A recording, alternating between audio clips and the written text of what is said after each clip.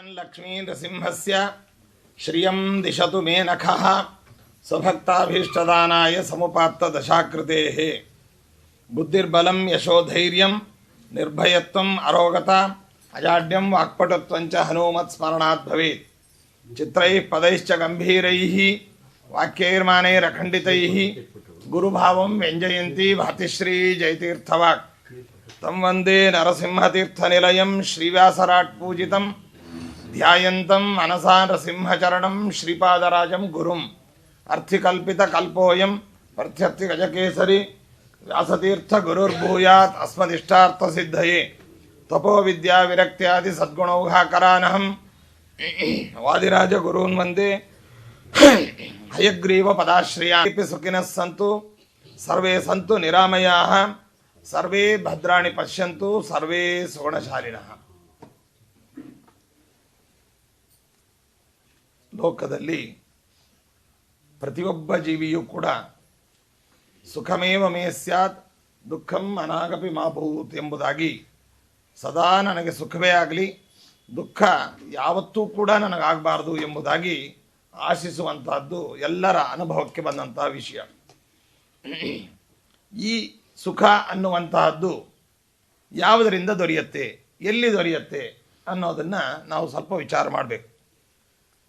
ಅದಕ್ಕೆ ಶಾಸ್ತ್ರ ಹೇಳುತ್ತೆ, ಸುಖಮಿಚ್ಛಂತಿ ಯೇ ಮೂಢಾಃ ನೆಚ್ಛಂತಿ ಸುಖ ಕಾರಣಂ ಅಥವಾ ಸುಖ ಸಾಧನಂ ಅಂತ. ಸುಖವನ್ನು ಅಪೇಕ್ಷಿಸ್ತಾರೆ, ಆದರೆ ಸುಖ ಯಾವುದಿಂದ ಲಭ್ಯವಾಗತ್ತೆ ಎಂಬುವ ಸಾಧನೆಯನ್ನು ಮಾತ್ರ ಅವರು ಅಪೇಕ್ಷಿಸೋದಿಲ್ಲ. ಬೇಡುವರೋ ಸುಖವ, ಬೇಡರೋ ಕಷ್ಟವ, ಮಾಡರೋ ಅದರ ಉಪಾಯವ ಎಂಬುದಾಗಿ ದಾಸರು ಆ ಸಂಸ್ಕೃತ ವಾಕ್ಯವನ್ನು ಕನ್ನಡೀಕರಿಸಿದ್ದಾರೆ. ಮುಖ್ಯವಾಗಿ ಸುಖ ಅನ್ನುವಂಥದ್ದು ಯಾವುದು, ಯಾವುದರಿಂದ ಸುಖ? ಹಣದಿಂದ ಸುಖ ಅಂತ ಮೊದಲು ನಾವು ತಿಳ್ಕೊಂಡಿದ್ದೇವೆ. ಹಣದಿಂದ ಸುಖ ಅಂತಂದರೆ ಹಣ ಇದ್ದವರಿಗೆ ಇದ್ದಷ್ಟು ಕಷ್ಟ ಮತ್ತಾರಿಗೂ ಇಲ್ಲ. ಇವತ್ತು ಹಣ ಇದೆ ಅಂತಂದರೆ ಅದನ್ನು ನಾವು ಎಲ್ಲಿ ಠೇವಣಿ ಮಾಡಬೇಕು, ಭದ್ರಪಡಿಸಬೇಕು. ಕಳ್ಳಕಾಕರಿಂದ ಅಥವಾ ಟ್ಯಾಕ್ಸಿನಿಂದ ಅಥವಾ ಮತ್ಯಾವುದರಿಂದಲೋ ನೆರೆಹೊರೆಯವರು ಹ್ಯಾಂಡ್ ಲೋನ್ ಅಂತ ಕೇಳ್ತಾರೋ ಅಥವಾ ಯಾರಾದರೂ ಸಹಾಯ ಕೇಳ್ತಾರೋ ನಾವು ಇದನ್ನು ಹೇಗೆ ಭದ್ರಪಡಿಸಬೇಕು ಅನ್ನುವಂಥ ದೊಡ್ಡ ಚಿಂತೆ. ಆದ್ದರಿಂದ ಹಣ ಇದ್ದವರು ನಿರ್ಭಯವಾಗಿರಲಿಕ್ಕೆ ಸಾಧ್ಯವೇ ಇಲ್ಲ. ಆದ್ದರಿಂದ ಹಣದಿಂದ ಸುಖ ಅನ್ನುವಂಥದ್ದಿಲ್ಲ. ಇನ್ನು ಸಂಸಾರದಿಂದ ಸುಖ ಅಂತ ನಾವು ತಿಳ್ಕೊಂಡಿದ್ದೇವೆ.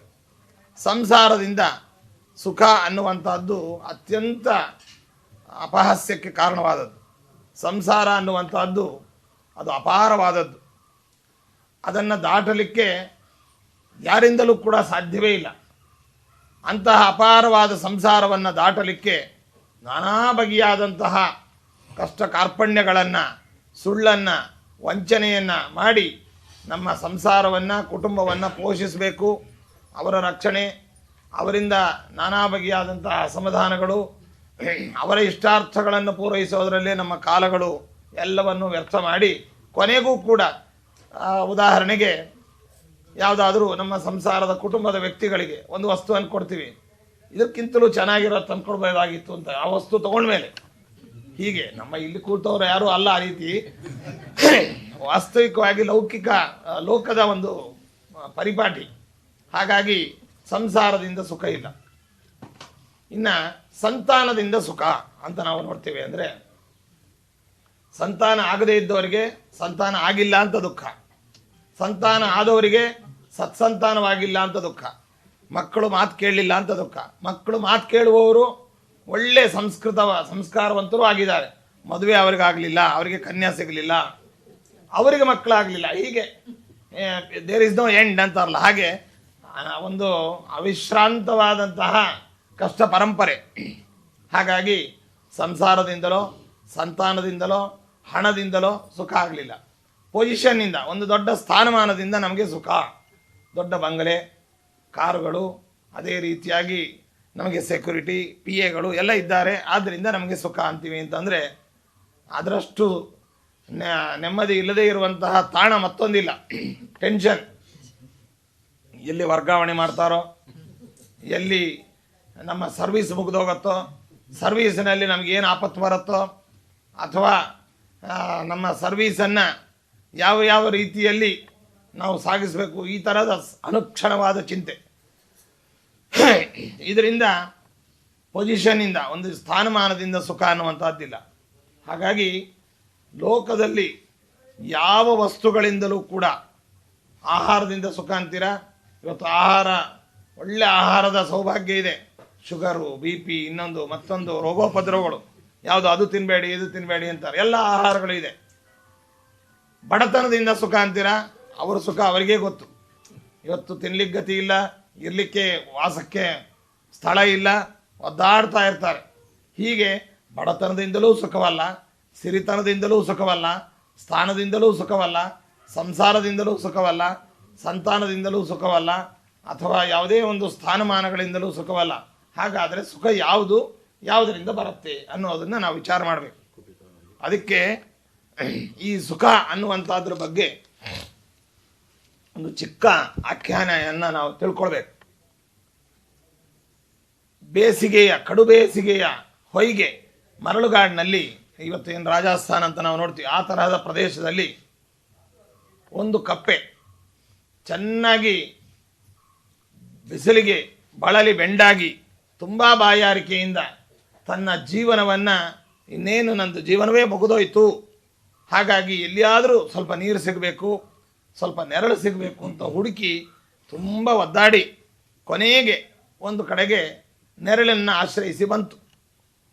ಬಂದ ಕೂಡಲೇ ತುಂಬ ಬಿಸಿಲಿನ ತಾಪ ಪರಿಹಾರವಾಗಿದೆ, ಒಳ್ಳೆ ನೆರಳು ಸಿಕ್ಕಿದೆ, ತಂಪಾಗಿದೆ ಅಂತ ಅಲ್ಲಿ ವಿಶ್ರಾಂತಿಯನ್ನು ಪಡೀತಾ ಇತ್ತು. ಇನ್ನೇನು ಅಲ್ಲಿಂದ ಮುಂದೆ ಹೊರಡಬೇಕು ಅನ್ನುವಂತಹ ಬಿಸಿಲಿನ ತಾಪ ಮುಗೀತು, ತನ್ನ ದೇಹವು ತಂಪಾಯಿತು, ಇನ್ನು ಇಲ್ಲಿಂದ ಮುಂದೆ ಪ್ರಯಾಣವನ್ನು ಬೆಳೆಸಿ ನೀರನ್ನು ಹುಡುಕಿಕೊಂಡು ಹೋಗಬೇಕು ಅನ್ನುವಂತಹ ಒಂದು ಪ್ರಯತ್ನದಲ್ಲಿರುವಂತಹ ಕಪ್ಪೆ ಕ್ಷಣಾರ್ಧದಲ್ಲಿ ತನ್ನ ಜೀವನವನ್ನೇ ಮುಕ್ತಾಯಗೊಳಿಸಿಕೊಳ್ತು. ತನ್ನ ಏನಾಯಿತು, ನೆರಳಿನಲ್ಲಿ ಕೂತಿತ್ತಲ್ಲ, ಯಾಕೆ ಏನಾಯಿತು? ನೆರಳನ್ನು ಆರಿಸಿಕೊಂಡು ಬಂದಂತಹ ನೆರಳು ಯಾವುದು ಅಂತಂದರೆ, ದೊಡ್ಡ ಹಸಿದಂತಹ ಕುಪಿತಗೊಂಡಂತಹ ಘಟಸರ್ಪದ ಹೆಡೆಯ ನೆರಳನ್ನು ಆಶ್ರಯಿಸಿತ್ತು. ಘಟಸರ್ಪವು ಕೂಡ ಆಹಾರವಿಲ್ಲದಲೇ ಆ ಹೊಯ್ಗೆ, ಬಿಸಿಲಿನ ಹೊಯ್ಗೆಯಲ್ಲಿ ಆಹಾರವನ್ನು ಹುಡುಕ್ತಾ ತುಂಬ ಕೋಪಗೊಂಡು ಹೆಡೆ ಬಿಚ್ಚಿ ಅದು ನಿಂತಿದೆ. ಅದಕ್ಕೆ ಆಹಾರ ಬೇಕು, ಇದಕ್ಕೆ ನೆರಳು ಬೇಕು. ಈ ನೆರಳನ್ನು ಆಶ್ರಯಿಸಿಕೊಂಡು ಹೋದಂತಹ ಕಪ್ಪೆ ಆ ನೆರಳಿನ ಕೆಳಗೆ ನಿಂತುಕೊಂಡು ಆ ಇದು ಸುಖ ಅಂತ ಅನುಭವಿಸ್ತಾ ನಿಂತುಕೊಂಡಾಗ ಆ ಕುಪಿತಗೊಂಡಂತಹ ಹಸಿದ ಆ ಘಟಸರ್ಪ ಬಾಯಿ ತೆಗೆದು ಆ ಕಪ್ಪೆಯನ್ನು ನುಂಗಿಬಿಡ್ತು. ಅಂದರೆ ಏನಾಯಿತು ಅಂದರೆ, ಕುಪಿತಾಹಿ ಪಣಚ್ಛಾಯ ಎಂಬುದಾಗಿ ಹೇಳಿದಂತೆ, ನಾವೆಲ್ಲರೂ ಕೂಡ ಸುಖ ಎಂಬುದಾಗಿ ಬೇರೆ ಬೇರೆ ವಸ್ತುಗಳಿಂದ, ಬೇರೆ ಬೇರೆ ಪ್ರದೇಶಗಳಿಂದ, ಬೇರೆ ಬೇರೆ ವಿಚಾರಗಳಿಂದ ಸುಖ ಅಂತ ಅದನ್ನು ಅರಿಸಿಕೊಂಡು ಹೋದಾಗ ನಮ್ಮನ್ನು ನಾವೇ ಕಳೆದುಕೊಂಡು ಬಿಡ್ತೇವೆ.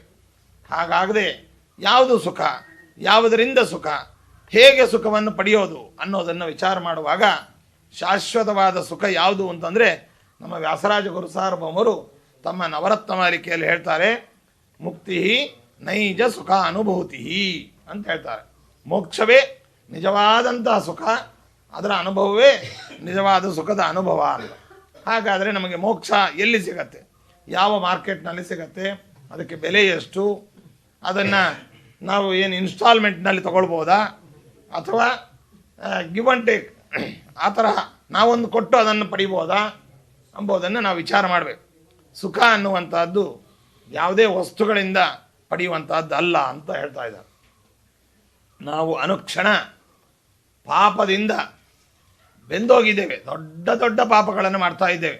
ವಿಜಯೇಂದ್ರ ಸ್ವಾಮಿಗಳವರು ಒಂದು ಮಾತನ್ನು ಹೇಳ್ತಾರೆ, ರಮಯಾಪ್ಯಗಣೇಯ ವಸ್ತು ಜಾತಂ ದ್ವಿವಿಧಂ ಪ್ರಾಹುರ ಮಂದಬುದ್ಧಿ ಭಾಜ. ಅಮ್ಮನವರು ಜಗಜ್ಜನನಿಯಾಗಿರ್ತಕ್ಕಂತಹ ನಾರಾಯಣನ ಮಡದಿಯಾದಂತಹ ಆ ಲಕ್ಷ್ಮೀದೇವಿಗೆ ಆಗದೇ ಇರುವಂಥದ್ದು ಎರಡು ಕೆಲಸ ಇದೆ ಅಂತ. ಯಾವುದಾ ಕೆಲಸ ಅಂತಂದರೆ, ತವ ಸದ್ಗುಣ ಜಾತಮೇಕಂ ಅನ್ಯನ್ ಮಮದುರ್ವಾರ ದುರಂತ ಪಾಪಜಾತಂ. ಒಂದು ಭಗವಂತನಲ್ಲಿ ಗುಣಗಳು ಎಷ್ಟಿದ್ದಾವೆ ಅಂತ ಅನ್ನೋದನ್ನು ಲೆಕ್ಕ ಮಾಡಲಿಕ್ಕೆ ಆಗೋದಿಲ್ಲ ಅಂತ. ಇವತ್ತು ಬೇರೆ ಬೇರೆ ಶಾಸ್ತ್ರಕಾರರುಗಳು ಭಗವಂತನಲ್ಲಿ 8 ಗುಣಗಳಿದ್ದಾವೆ, ಜೀವನಲ್ಲಿ 16 ಗುಣಗಳಿದ್ದಾವೆ. ಭಗವಂತ ನಿರ್ಗುಣ. ಹೀಗೆ ತಮ್ಮ ತಮ್ಮ ವಾದಗಳನ್ನು, ಸಿದ್ಧಾಂತಗಳನ್ನೆಲ್ಲವನ್ನೂ ಕೂಡ ವೇದ, ಇತಿಹಾಸ, ಪುರಾಣಗಳಿಗೆ ವಿರುದ್ಧವಾದಂತಹ ವಿಚಾರಗಳನ್ನು, ತೀರ್ಮಾನಗಳನ್ನು ನೀಡಿ ತಮ್ಮ ಸಿದ್ಧಾಂತವನ್ನು ಎಸ್ಟಾಬ್ಲಿಷ್ ಮಾಡಿದ್ದಾರೆ. ಉದಾಹರಣೆಗೆ ಭಗವಂತನಿಗೆ 8 ಗುಣಗಳು, ಜೀವನಿಗೆ 16 ಗುಣಗಳು. ಇದು ಪ್ರಾಕ್ಟಿಕಲ್ಲಾಗಿಯೇ ವಿರುದ್ಧವಾದದ್ದು. ಹೀಗೆ ಇನ್ನು ಕೆಲವರು ಭಗವಂತ ನಿರ್ಗುಣ ಅಂತ ಹೇಳ್ತಾ ಇದ್ದಾರೆ. ಆದರೆ ಅನಂತ ಕಲ್ಯಾಣ ಗುಣ ಪರಿಪೂರ್ಣನಾದಂಥ ಭಗವಂತ, ಅವನಿಗೆ ಎಷ್ಟು ಗುಣಗಳಿದ್ದಾವೆ ಅಂತ ಲಕ್ಷ್ಮೀದೇವಿಯಿಂದಲೇ ಕೌಂಟ್ ಮಾಡಲಿಕ್ಕಾಗದೇ ಇದ್ದರೆ ನಾವ್ಯಾರೋ 8 ಗುಣಗಳಿದ್ದಾವೆ ಅಂತ ಕೌಂಟ್ ಮಾಡಿ ಒಂದು ತೀರ್ಮಾನ ಕೊಟ್ಟರೆ ಎಷ್ಟು ಹಾಸ್ಯಾಸ್ಪದವಾಗತ್ತೆ. ಹಾಗೆ ಅನಂತ ಕಲ್ಯಾಣ ಗುಣ ಪರಿಪೂರ್ಣನಾದಂತಹ ಭಗವಂತನ ಗುಣಗಳನ್ನು ಕೌಂಟ್ ಮಾಡಲಿಕ್ಕೆ ಆಕೆಗೆ ಆಗ್ತಾ ಇಲ್ಲಂತೆ. ಮತ್ತೊಂದು ಯಾವುದು ಅಂದರೆ ಮಮದುರ್ವಾರ ದುರಂತ ಪಾಪಜಾತಂ, ನಮ್ಮಂತಹವರು ಅನುಕ್ಷಣ ಮಾಡುವಂತಹ ಪಾಪಗಳ ಒಂದು ಪಟ್ಟಿ, ಸಂಖ್ಯೆ, ಅದನ್ನು ಅಮ್ಮನವರಿಗೆ ಎಣಿಸ್ಲಿಕ್ಕೆ ಆಗೋಲ್ಲ ಅಂದರೆ ಆಗೋಲ್ಲ ಅಂತಂದರೆ ಏನು ಅಂತಂದರೆ ವಾಸ್ತವಿಕವಾಗಿ ಭಗವಂತನ ಗುಣಗಳನ್ನು ಎಣಿಸ್ಲಿಕ್ಕೆ ಆಗೋಲ್ಲ. ನಮ್ಮ ಪಾಪಗಳನ್ನು ಅಮ್ಮನವರು ವಿತೌಟ್ ಎನಿ ಇನ್ಸ್ಟ್ರೂಮೆಂಟ್, ಕ್ಯಾಲ್ಕುಲೇಟರ್ ಬೇಕಾಗಿಲ್ಲ, ಕಂಪ್ಯೂಟರ್ ಬೇಕಾಗಿಲ್ಲ, ಏನೂ ಬೇಕಾಗಿಲ್ಲ, ಆಲ್ಜಿಬ್ರಾ ಯಾವುದು ಬೇಕಾಗಿಲ್ಲ, ತಕ್ಷಣ ಇಷ್ಟು ಅಂತ ಕೌಂಟ್ ಮಾಡ್ಬೋದು. ಆದರೆ ಅಲ್ಲಿ ತಾತ್ಪರ್ಯ ಏನು ಅಂದರೆ ಅಷ್ಟು ಪಾಪಗಳನ್ನು ಅನುಕ್ಷಣದಲ್ಲಿ ನಾವು ಮಾಡ್ತಾ ಇದ್ದೇವೆ. ವ್ಯಾಸರಾಜ ಗುರು ಸಾರ್ವಭೌಮರು ತಮ್ಮೊಂದು ಕೃತಿಯಲ್ಲಿ ಹೇಳ್ತಾರೆ,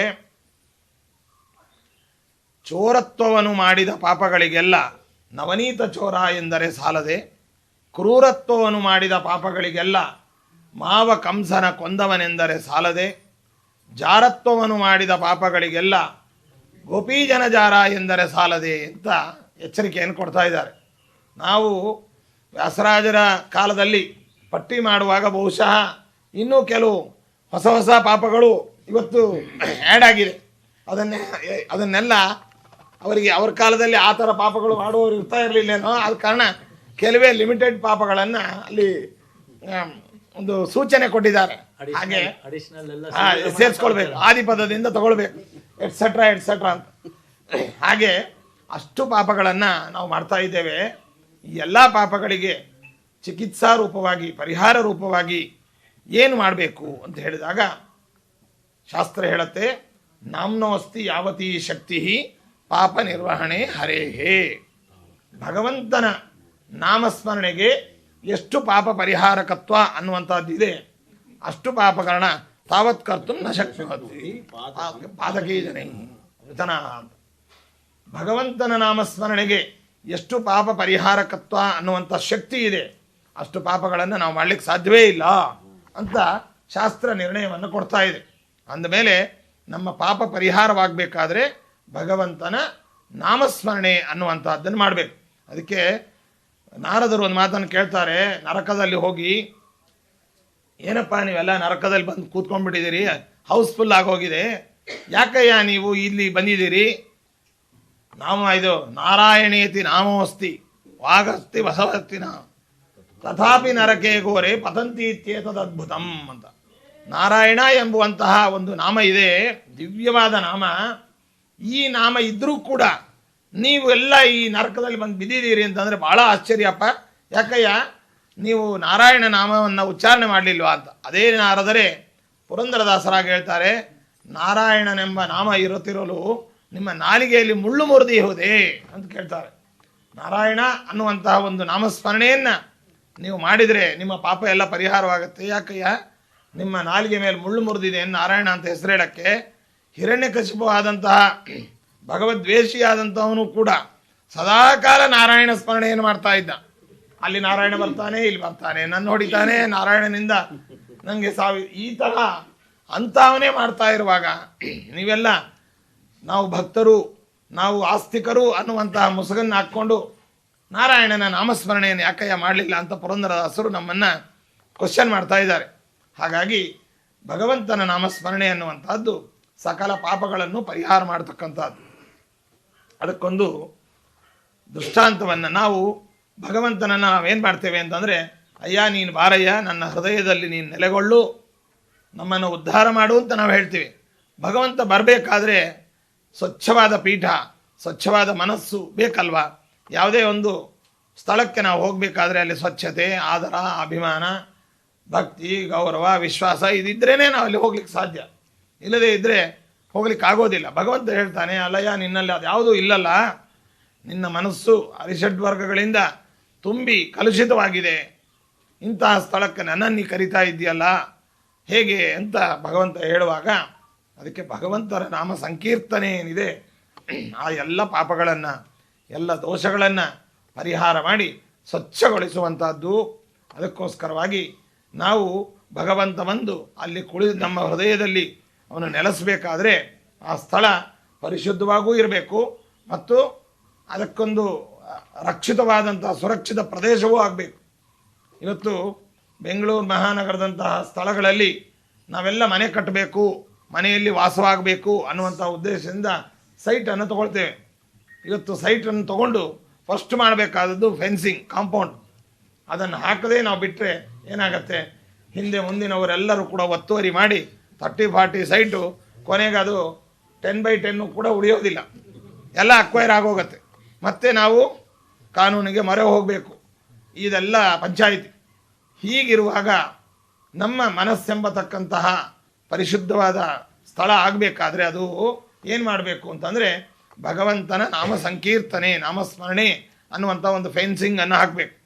ಫೆನ್ಸಿಂಗನ್ನು ಹಾಕಿದಾಗ ಸುತ್ತಮುತ್ತಿನವರು ಹೇಗೆ ಅಕ್ವೈರ್ ಮಾಡೋದಿಲ್ಲ, ಹಾಗೆ ಭಗವಂತನ ನಾಮ ಸಂಕೀರ್ತನೆ ಎಂಬತಕ್ಕಂಥ ಒಂದು ಫೆನ್ಸಿಂಗನ್ನು ಹಾಕಿದರೆ ಅಲ್ಲಿ ಯಾವುದೇ ದುಷ್ಟ ಆಲೋಚನೆ, ಅರಿಷಡ್ವರ್ಗಗಳು, ಅದೇ ರೀತಿಯಾಗಿ ದೈತ್ಯರ ಒಂದು ಆವೇಶ ಇತ್ಯಾದಿಗಳು ಯಾವುದೂ ಕೂಡ ಅಲ್ಲಿ ಆಗದೆ ಅದು ಪರಿಶುದ್ಧವಾಗಿ, ರಕ್ಷಿತವಾಗಿ, ಸುರಕ್ಷಿತವಾಗಿ ಉಳಿಯುತ್ತೆ.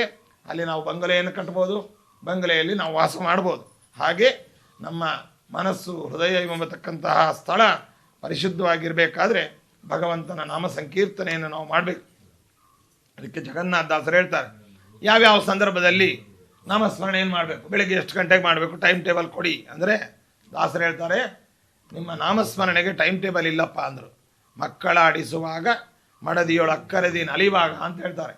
ನಾವು ನಮ್ಮ ಫ್ಯಾಮಿಲಿ ಜೊತೆಯಲ್ಲಿ ಪ್ರೈವೇಟ್ ಲೈಫ್ನಲ್ಲಿದ್ದಾಗ, ಮಕ್ಕಳನ್ನು ಆಡಿಸುವಾಗ, ಓಡಾಡುವಾಗ, ಆಡುವಾಗ, ಓಡುವಾಗ, ನೋಡುವಾಗ, ತಿನ್ನುವಾಗ ಎಲ್ಲ ಸಂದರ್ಭಗಳಲ್ಲಿಯೂ ಕೂಡ ಭಗವಂತನ ನಾಮ ಸಂಕೀರ್ತನೆಯನ್ನು ನಾವು ನಮ್ಮ ಜೀವನದಲ್ಲಿ ಹಾಸುಹಕ್ಕಾಗಿ ಅಳವಡಿಸಿಕೊಂಡಾಗ ತತ್ತತ್ ಕಾಲದಲ್ಲಿ, ತತ್ತ ಸ್ಥಳದಲ್ಲಿ ಸಂಭವಿಸಿದ ಎಲ್ಲ ಪಾಪಗಳು ಕೂಡ ಪರಿಹಾರವಾಗಿ ನಾವು ನಮ್ಮ ಮನಸ್ಸು ಶುದ್ಧವಾಗ್ತದೆ. ಭಗವಂತ ನಮ್ಮ ಹೃದಯದಲ್ಲಿ ಬಂದು ನೆಲೆಗೊಳ್ತಾನೆ. ಅಂತಹ ಭಗವಂತನನ್ನು ನಾವು ಆರಾಧನೆ ಮಾಡಿ, ಭಗವದ್ ಆರಾಧನೆಮೇವ ಪರಮೋ ಧರ್ಮ, ಭಗವಂತನನ್ನು ಆರಾಧನೆ ಮಾಡಿ ನಾವು ಧರ್ಮಿಷ್ಠರಾಗಿ ತನ್ಮೂಲಕವಾಗಿ ಭಗವಂತನಲ್ಲಿ ಏನು ವಿಶೇಷವಾದ ಭಕ್ತಿಯನ್ನು ಮಾಡಿ ಆ ಭಕ್ತಿಯಿಂದ ಮಾತ್ರ ದೊರೆಯುವಂತಹದ್ದು ಯಾವ ಶಾಶ್ವತವಾದ ಸುಖರೂಪವಾದಂತಹ ಮೋಕ್ಷ ಎಂಬುದಾಗಿ ಹೇಳಿದ್ದಾರೆ. ಅಂತಹ ಮೋಕ್ಷ ನಮಗಾಗಬೇಕು, ಅದೇ ನಿಜವಾದಂತಹ ಸುಖ. ಅದರಿಂದ ನಚ ಪುನರಾವರ್ತತೆ ಅಂತ.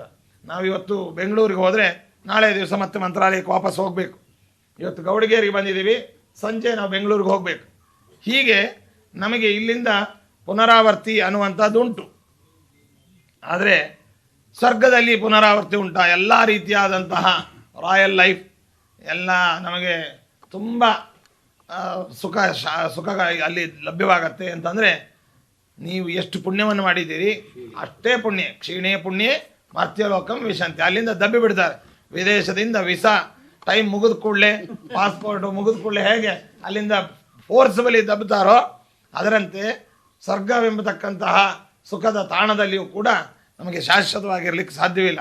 ಶಾಶ್ವತವಾಗಿರಲಿಕ್ಕೆ ಪರ್ಮನೆಂಟ್ ರೆಸಿಡೆನ್ಸಿ, ಗ್ರೀನ್ ಕಾರ್ಡು ಮತ್ತು ಯಾವುದೇ ತರಹದ ತೊಂದರೆ ಇಲ್ಲದೆ ಇರತಕ್ಕಂತಹ ಸ್ಥಳ ಅಂತಂದರೆ ಅದು ಮೋಕ್ಷ.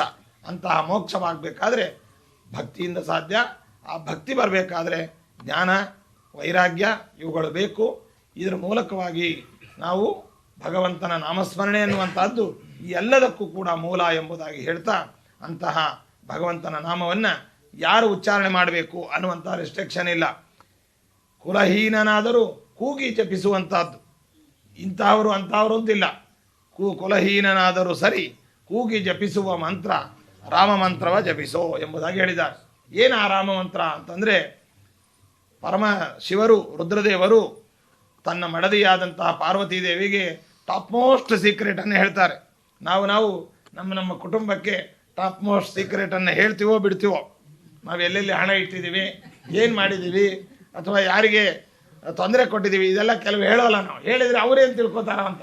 ಆದರೆ ರುದ್ರದೇವರು ಆಗಲ್ಲ, ಅವ್ರನ್ನ ಬೋಳಾಶಂಕರ ಅಂತ ಹೇಳ್ತಾರೆ. ಎಲ್ಲ ಟಾಪ್ ಸೀಕ್ರೆಟನ್ನು ಕೂಡ ಜಗತ್ತಿನ ಕಲ್ಯಾಣಕ್ಕೋಸ್ಕರವಾಗಿ ತನ್ನ ಮಡದಿಯಾದಂತಹ ಉಮಾದೇವಿಯರಿಗೆ, ಪಾರ್ವತೀ ದೇವಿಯರಿಗೆ ಉಪದೇಶವನ್ನು ಮಾಡ್ತಾರೆ. ಏನಂತ?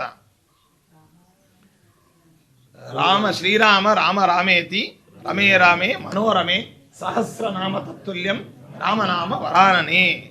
ವಿಶ್ವಾದಿ 1000 ನಾಮಗಳು, ಭಗವಂತನಿಗೆ 1000 ನಾಮಗಳೇ ಅಲ್ಲ, ಅನೇಕ ನಾಮಗಳು, ಅನಂತ ನಾಮಗಳಿದ್ದಾವೆ. ಅವುಗಳಲ್ಲಿ 1000 ನಾಮಗಳು ಅತ್ಯಂತ ಪ್ರಸಿದ್ಧವಾದಂತಹದ್ದು. ಅಂತಹ 1000 ನಾಮವನ್ನು ಸಾರ ಸರ್ವಸ್ವ ಚೆನ್ನಾಗಿ ಗ್ರೈಂಡ್ ಮಾಡಿ ಎಸೆನ್ಸನ್ನು ತೆಗೆದ್ರೆ ಏನು ಅಂತಂದರೆ ಶ್ರೀರಾಮ ಅನ್ನುವಂತಹ ಒಂದು ನಾಮ. ಇದು ನಾಮವೋ ಮಂತ್ರವೋ ಅಂತಂದರೆ ಶ್ರೀರಾಮ ಅನ್ನುವಂಥದ್ದು ಇದು ಮಂತ್ರವೂ ಹೌದು, ನಾಮವೂ ಹೌದು, ನಾಮ ಮಂತ್ರವೂ ಹೌದು ಆಗಿದೆ. ಏನಿದೆ? ರಾಮ ಅನ್ನುವಂಥದ್ದಿದೆ. ಈ ರಾಮ ಅನ್ನುವಂತಹ ಮಂತ್ರ 2 ಅಕ್ಷರಗಳಿಂದ ಕೂಡಿರ್ತಕ್ಕಂಥದ್ದು. ಒಂದು ರಾ ಅಂತ, ಇನ್ನೊಂದು ಮಾ ಅಂತ. ಈ ರಾ ಮತ್ತು ಮಾ ಇದು ಪ್ರತ್ಯೇಕವಾದ ಮಂತ್ರವೂ ಹೌದು, ಸಮ್ಮಿಲಿತವಾದಂಥ ರಾಮ ಅನ್ನುವಂಥದ್ದು ಕೂಡ ಒಂದು ನಾಮ, ಒಂದು ಮಂತ್ರವೂ ಆಗಿದೆ. ಈ ಮಂತ್ರ ಏನನ್ನು ಹೇಳುತ್ತೆ ಎಂಬುದಾಗಿ ನಾವು ಸ್ವಲ್ಪ ಚಿಂತನೆ ಮಾಡಿದರೆ, ರಾ ಅನ್ನುವಂತಹದ್ದು ಒಂದು ಮಂತ್ರ ಇದೆ. ಇದನ್ನು ಉಚ್ಚಾರಣೆ ಮಾಡಿದ ಕೂಡಲೇ ರಾ ಅಂತಂದರೆ ನಮಗೆಲ್ಲ ಇಲ್ಲಿ ಸ್ವಲ್ಪ ನಾವೆಲ್ಲ ಬಾರ್ಡ್ರ್ನಲ್ಲಿರೋರು ತೆಲುಗು ಗೊತ್ತಾಗತ್ತೆ. ರಾ ಅಂದರೆ ಬಾ ಅಂತ.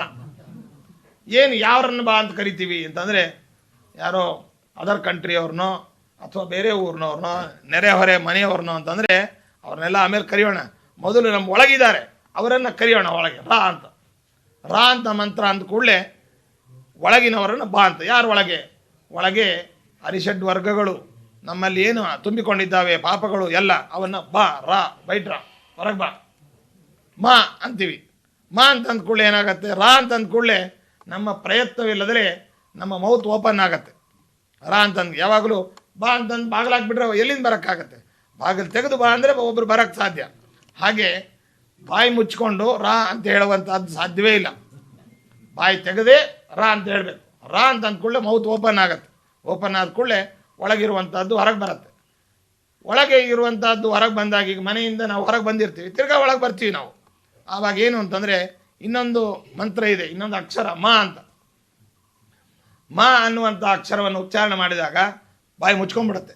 ಅದು ಲಾಕಿಂಗ್ ಸಿಸ್ಟಮ್ ಅಂತ ಹೇಳ್ತಾರೆ. ಮೊದಲು ರಾ ಅಂತ ಅಕ್ಷರವನ್ನು ಉಚ್ಚಾರಣೆ ಮಾಡಿದರೆ ಓಪನ್ ಆಗತ್ತೆ, ಮಾ ಅಂತ ಅಕ್ಷರವನ್ನು ಉಚ್ಚಾರಣೆ ಮಾಡಿದರೆ ಕ್ಲೋಸ್ ಆಗಿಬಿಡುತ್ತೆ. ಹೊರಗೆ ಬಂದದ್ದು ಮತ್ತೆ ಒಳಗೆ ಹೋಗಲಿಕ್ಕೆ ಪ್ರವೇಶಕ್ಕೆ ಅವಕಾಶ ಇಲ್ಲ. ಒಳಗೆ ಜನರೇಟ್ ಆಗ್ಬೋದೇ ಹೊರತು ಹೊರಗಿದ್ದದ್ದು ಮತ್ತೆ ಒಳಗೆ ಹೋಗ್ಲಿಕ್ಕಿಲ್ಲ. ಅಂತಹ ಲಾಕಿಂಗ್ ಸಿಸ್ಟಮ್ ಇರತಕ್ಕಂಥ ನಾನ್ ರಿಟರ್ನ್ ವಾಲ್ ಇದ್ದ ಹಾಗೆ. ಇವತ್ತು ನಮ್ಮ ವಾಟರ್ ಸಪ್ಲೈನಲ್ಲಿ ನಾನ್ ರಿಟರ್ನ್ ವಾಲ್ ಇದೆ. ಇವತ್ತು ಪಂಪ್ ಮಾಡ್ತೀವಿ, ಕರೆಂಟ್ ಹೋದ ಕೂಡಲೇ ಆ ನೀರನ್ನೆಲ್ಲ ಸಕ್ ಮಾಡುವಂತಹದ್ದು ನಮಗೆ ಪಂಪ್ ಇದರಲ್ಲಿ ಸಿಸ್ಟಮ್ನಲ್ಲಿ ನಾವು ಕಾಣ್ತೇವೆ.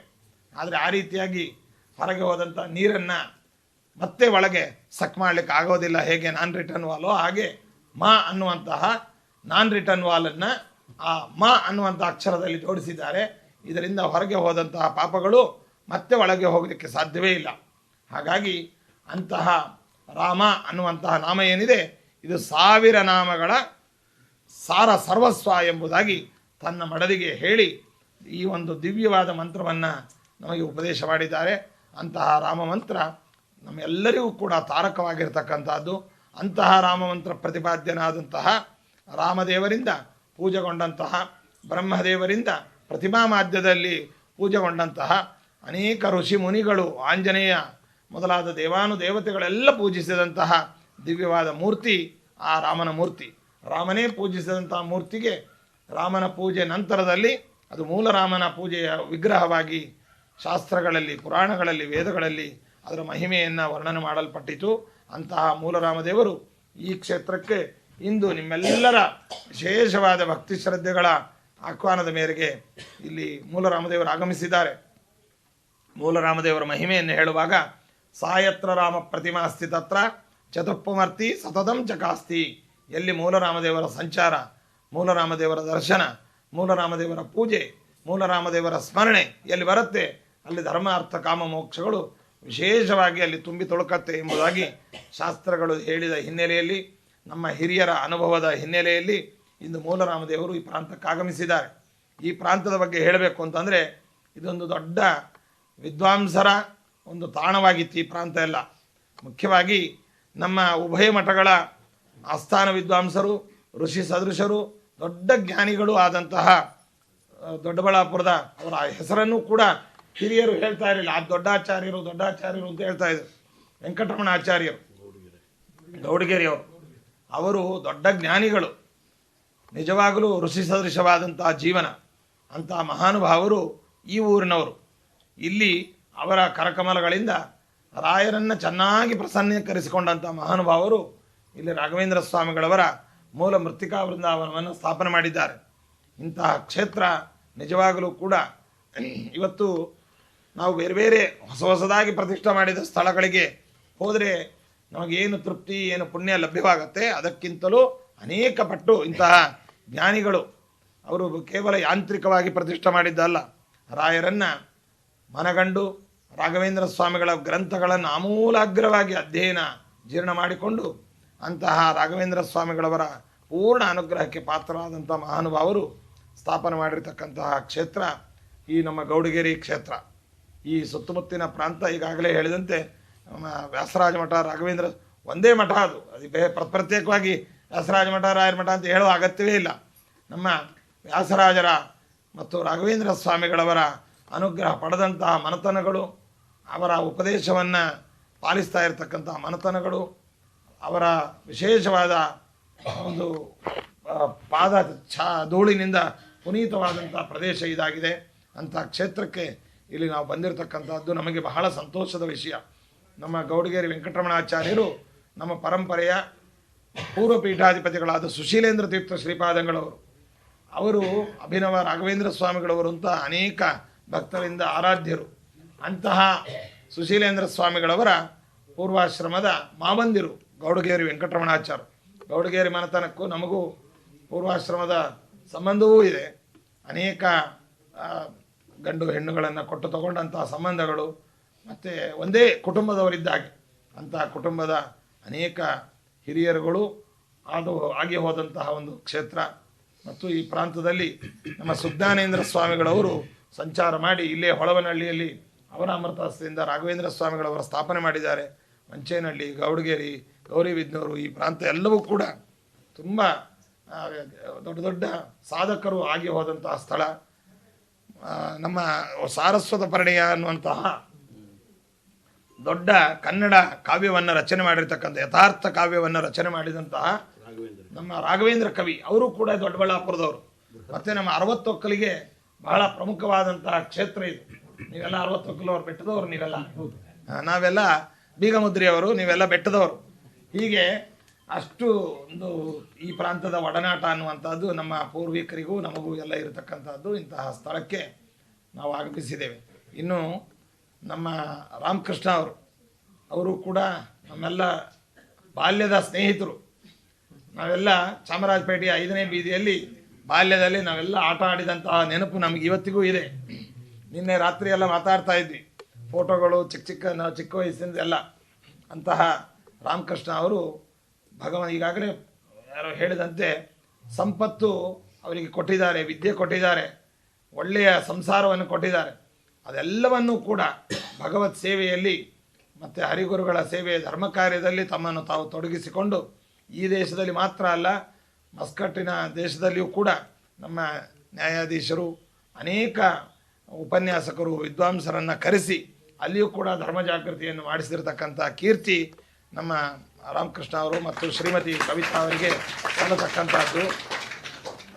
ಅವರು ರಾಘವೇಂದ್ರ ಸ್ವಾಮಿಗಳವರಿಗೆ ಏನೆಲ್ಲ ಭಕ್ತಿಯ ದಾನಗಳನ್ನು ಮಾಡಿದ್ದಾರೆ ಅಂತ ನಾವು ಹೇಳಲಿಕ್ಕೆ ಸಾಧ್ಯವೇ ಇಲ್ಲ. ರಾಘವೇಂದ್ರ ಸ್ವಾಮಿಗಳಿಗೆ ಅಮೂಲ್ಯವಾದ ಒಂದು ರತ್ನದ ಹಾರವನ್ನು, ತುಂಬ ಬೆಲೆ ಬಾಳುವಂಥದ್ದು, ತುಂಬ ಭಕ್ತಿಯುತವಾದಂಥದ್ದನ್ನು ಈಗ 2 ವರ್ಷದ ಹಿಂದೆ ನೀಡಿದರು. ಆ ನಂತರದಲ್ಲಿ ಮೊನ್ನೆ ರಾಮದೇವರಿಗೆ ಮತ್ತು ರಾಘವೇಂದ್ರ ಸ್ವಾಮಿಗಳವರ ಉತ್ಸವಕ್ಕೆ ಒಳ್ಳೆ ಅತ್ಯುತ್ತಮವಾದಂತಹ ರತ್ನಗಳಿಂದ ಕೂಡಿರತಕ್ಕಂತಹ ನವರತ್ನದ ಹಾರವನ್ನು ಸಮರ್ಪಣೆ ಮಾಡಿದರು. ಇವತ್ತು ಮೂಲರಾಮದೇವರ ಆರತಿಗೆ ಚಿನ್ನದ ದೀಪ ಮತ್ತು ಇದನ್ನು ಸಮರ್ಪಣೆ ಮಾಡಿದ್ದಾರೆ. ಇದು ಚಿನ್ನ ರತ್ನ ಅನ್ನುವಂಥದ್ದಲ್ಲ, ಅದರಲ್ಲಿ ಅವರ ಭಕ್ತಿ ಎಷ್ಟು ಹುದುಗಿದೆ ಅಂತ. ಇದು ನಿಜವಾಗಲೂ ಕೂಡ ಅವರ ಶ್ರೀಮಂತಿಕೆಗೆ, ಅವರ ಸಂಪತ್ತಿಗೆ ಇದು ಭೂಷಣಪ್ರಾಯವಾಗಿರ್ತಕ್ಕಂಥದ್ದು. ಅಂತಹ ರಾಮಕೃಷ್ಣ ದಂಪತಿಗಳು, ಅವರ ಮಗ, ಇವರೆಲ್ಲರೂ ಕೂಡ ವಿಶೇಷವಾದಿ ಹರಿಗುರುಗಳ ಅನುಗ್ರಹಕ್ಕೆ ಪಾತ್ರರಾಗಿರ್ತಕ್ಕಂಥವರು. ಅನೇಕ ಯತಿಗಳು ಇಲ್ಲಿ ಬಂದು ತಮ್ಮ ತಮ್ಮ ಸಂಸ್ಥಾನದ ಪ್ರತಿಮೆಗಳನ್ನು ಕರೆದುಕೊಂಡು ಬಂದು ಇಲ್ಲಿ ಪೂಜಾರಾಧನೆಗಳನ್ನು ಮಾಡಿ ಈ ಕ್ಷೇತ್ರವನ್ನು ಪವಿತ್ರಗೊಳಿಸಿದ್ದಾರೆ. ಇದೊಂದು ಋಷಿ ಆಶ್ರಮ ಇದ್ದಂತೆ ಇದೆ. ನಾವು ಹೇಳಿದ್ವಿ, ಇವತ್ತು ಬೆಂಗಳೂರಿನಂತಹ ದೊಡ್ಡ ಸಿಟಿಗಳಲ್ಲಿ ಈ ಥರದ ವಾತಾವರಣ ಸಿಗಲಿಕ್ಕೆ ಸಾಧ್ಯ ಇಲ್ಲ. ಮಂತ್ರಾಲಯದಂತಹ ಚಿಕ್ಕ ಗ್ರಾಮದಲ್ಲಿಯೂ ಕೂಡ ಇಂತಹ ಪ್ರಶಾಂತ ವಾತಾವರಣ ಇವತ್ತು ಸಿಗಲಿಕ್ಕೆ ಸಾಧ್ಯ ಇಲ್ಲ. ಎಲ್ಲ ಕಡೆಗೆ ಜನಜಂಗುಳಿ, ಕಾಂಕ್ರೀಟ್ ಮಯ.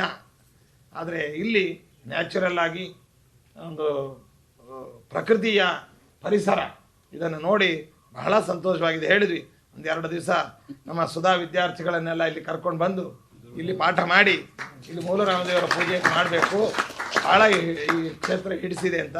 ಅದು ಹರಿಗುರುಗಳು ಬೇಗ ಮಾಡಿಸ್ಲಿ ಅಂತ ಹೇಳ್ತಾ, ಅವರಿಗೆ, ಅವರ ಕುಟುಂಬಕ್ಕೆ, ಬಂಧು ಬಾಂಧವರಿಗೆ, ಸ್ನೇಹಿತರಿಗೆ ಎಲ್ಲ ರೀತಿಯಾದ ಕಷ್ಟ ಕಾರ್ಪಣ್ಯಗಳು ಪರಿಹಾರವಾಗಿ ಇನ್ನೂ ಶ್ರೇಯಸ್ಸನ್ನು ಅವರಿಗೆ ನೀಡಿ ಭಗವಂತ ಅವರಿಂದ ಸೇವೆ ತೆಗೆದುಕೊಳ್ಳಿ ಅಂತ ಹೇಳ್ತಾ, ಅವರ ಬಂಧುಗಳು, ಅವರ ಸ್ನೇಹಿತರು, ಅದೇ ರೀತಿಯಾಗಿ ವಿದೇಶದಲ್ಲಿ ಅವರ ಒಡನಾಟಿಗಳು ಆದಂತಹ ಎಲ್ಲರೂ ತುಂಬ ದೂರದಿಂದ ನೀವೆಲ್ಲ ಬಂದಿದ್ದೀರಿ.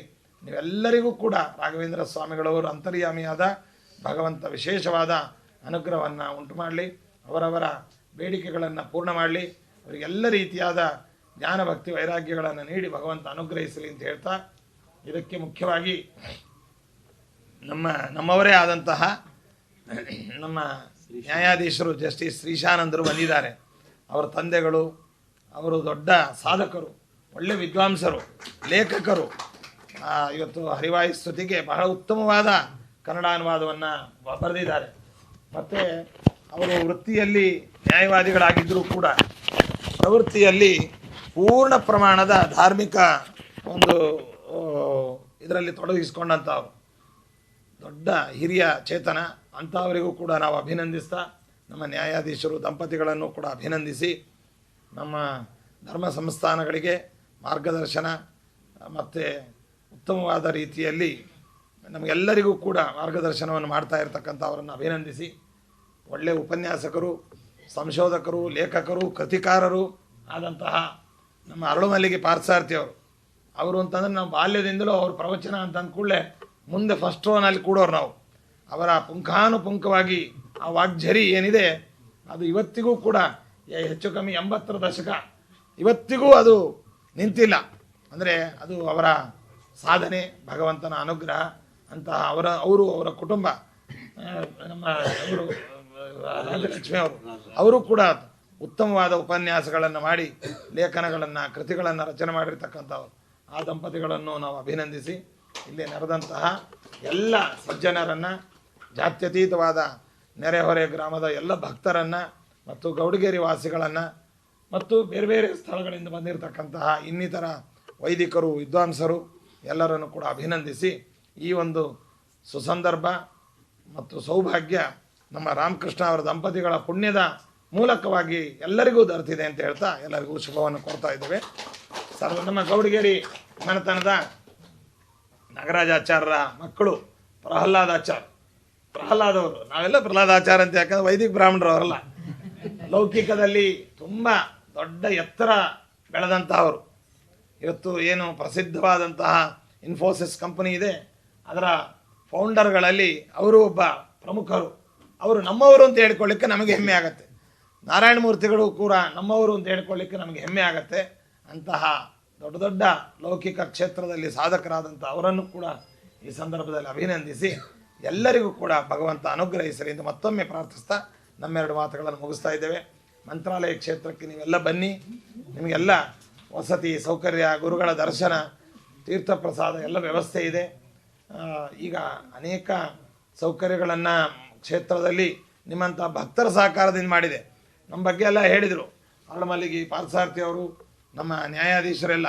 ಇದರಲ್ಲಿ ನಮ್ಮದು ಏನೂ ಪಾತ್ರ ಇಲ್ಲ, ಸುಮ್ಮನೆ ಸೈಲೆಂಟ್ ಸ್ಪೆಕ್ಟೇಟರ್ ಅಂತಾರಲ್ಲ ಹಾಗೆ ನಾವು ನೋಡುವವರು, ಮೂಕ ಪ್ರೇಕ್ಷಕರಾಗಿ. ಮಾಡಿದ್ದೆಲ್ಲವೂ ಕೂಡ ಭಕ್ತರು ಮಾಡಿಸಿಕೊಂಡವರು, ರಾಘವೇಂದ್ರ ಸ್ವಾಮಿಗಳವರು ಅನುಗ್ರಹ ಮಾಡುವಂಥವರು ರಾಯರು. ನಮ್ಮಲ್ಲಿ ಯಾವುದೇ ವೈಯಕ್ತಿಕವಾದ ಶಕ್ತಿಯಾಗಲಿ ಸಾಮರ್ಥ್ಯವಾಗಲಿ ಯಾವುದೂ ಇಲ್ಲ. ರಾಯರ ಅನುಗ್ರಹ ನಮ್ಮ ಮೇಲೆ ಸದಾ ಇರಲಿ ಎನ್ನುವಂತಹ ಭಕ್ತಿಯ ಪ್ರಾರ್ಥನೆ ಮಾತ್ರ ನಮ್ಮದು. ಅಂತಹ ಕ್ಷೇತ್ರಕ್ಕೆ ನೀವೆಲ್ಲ ಬನ್ನಿ. ಇನ್ನು ಮುಂದಿನ ತಿಂಗಳು 19ನೇ ತಾರೀಕಿನಿಂದ 24 ತನಕ ರಾಘವೇಂದ್ರ ಸ್ವಾಮಿಗಳವರ ಪೀಠಾರೋಹಣ ಮತ್ತು ಜನ್ಮದಿನದ ಉತ್ಸವ, ರಾಘವೇಂದ್ರ ಗುರುವೈಭವೋತ್ಸವ ಅನ್ನುವಂತಹ ಉತ್ಸವ. ಆ ಸಂದರ್ಭಕ್ಕೆ ಅನೇಕ ಗಣ್ಯರು, ಸಾಧಕರು, ಭಕ್ತರು ಎಲ್ಲರೂ ಕೂಡ ಕ್ಷೇತ್ರಕ್ಕೆ ಬರುವವರಿದ್ದಾರೆ. ಆ ಸುಸಂದರ್ಭದಲ್ಲಿ ರಾಘವೇಂದ್ರ ಸ್ವಾಮಿಗಳವರ ಪ್ರೇರಣೆಯಿಂದ ನಮ್ಮ ಮಸ್ಕಟ್, ನಮ್ಮ ಬೆಂಗಳೂರಿನವರೇ, ನಮ್ಮವರೇ ರಾಮಕೃಷ್ಣ ಅವರಿಗೆ ಈ ಬಾರಿ ರಾಯರ ಪಟ್ಟಾಭಿಷೇಕ ಮತ್ತು ಜನ್ಮದಿನದ ಸಂದರ್ಭದಲ್ಲಿ ಅವರಿಗೆ ಒಂದು ರಾಯರ ಪ್ರಸಾದ ರೂಪವಾದಂತಹ ಸನ್ಮಾನ ಕಾರ್ಯಕ್ರಮವನ್ನು ಆಯೋಜಿಸಿಕೊಂಡಿದ್ದೀವಿ. ನೀವೆಲ್ಲರೂ ಕೂಡ ಆ ಸಂದರ್ಭಕ್ಕೆ ಬರಬೇಕು ಅಂತ ನಾನು ನಿಮಗೆಲ್ಲ ಮುಖತಃ ಆಹ್ವಾನವನ್ನು ನೀಡ್ತೇವೆ. ನಮ್ಮ ಗೌಡಿಗೇರಿ ಆಚಾರ್ಯರು, ನ್ಯಾಯಾಧೀಶರು, ಅಲ್ಲಮಲ್ಲಿಗೆ ಪಾರ್ಥಸಾರಥಿಯವರು ಮತ್ತು ಇಲ್ಲಿ ನಡೆದಂಥ ಎಲ್ಲರೂ ನೀವು ಕೂಡ ಬರಬೇಕು. ಯಾಕಂದರೆ ನೀವು ಅವರ ಜೊತೆಯಲ್ಲಿ ನಮ್ಮ ದೇಶದವರೇ ಆದರೂ ಕೂಡ ಅಲ್ಲಿದ್ದು ಬಾಂಧವ್ಯ. ಆದ್ದರಿಂದ ನಮ್ಮವರಿಗೆ ಒಬ್ಬರಿಗೆ ಸನ್ಮಾನ ಆಗುವಾಗ ನಾವೆಲ್ಲ ಬರಬೇಕು ಅಂತ ಈ ಸಂದರ್ಭದಲ್ಲಿ ಹೇಳ್ತಾ ನಮ್ಮ ಮಾತುಗಳನ್ನು ಮುಗಿಸ್ತಾ ಇದ್ದೇವೆ. ಸರ್ವೇ ಜನಾಃ ಸುಖಿನೋ ಭವಂತು, ಸಮಸ್ತ ಸನ್ಮಂಗಳಾನಿ ಭವಂತು.